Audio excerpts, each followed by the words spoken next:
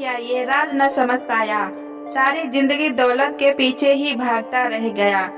जब खोला मन का दरवाजा देखा सच सामने, खुशी तो वही थी जहाँ मैं झांक न पाया।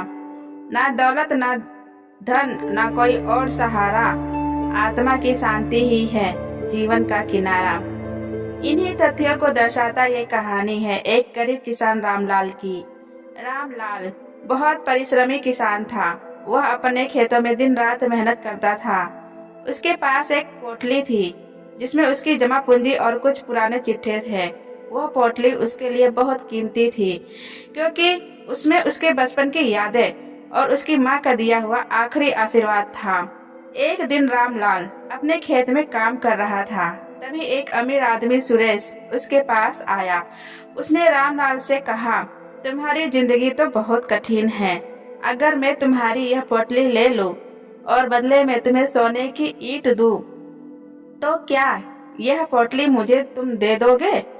रामलाल ने थोड़ी देर सोचा और बोला, सोने की ईंट से मैं अपने खेतों को तो बढ़ा सकता हूँ, लेकिन इस पोटली में मेरी माँ का आशीर्वाद है।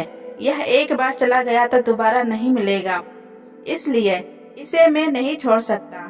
सुरेश हंसा और बोला, आशीर्वाद से पेट नहीं भरता, सोच लो, यह ईंट तुम्हारी जिंदगी बदल देगी। कई बार सुरेश के बोलने पर रामलाल कुछ पल के लिए लालच में पड़ गया। उसने पोटली को सुरेश को दे दी और सोने की ईंट ले ली। कुछ समय तक उसकी जिंदगी बेहतर हो गई, लेकिन धीरे धीरे उसने महसूस किया कि उसकी माँ की आशीर्वाद की कमी उसके दिल को खाली कर रही थी।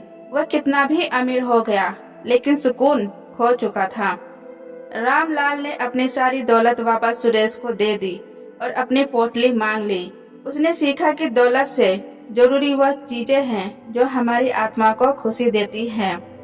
दोस्तों, हमारी आत्मा हमारे भीतर छिपी पोटली की ही तरह है, जिसमें असली शांति और सुख का खजाना छिपा है।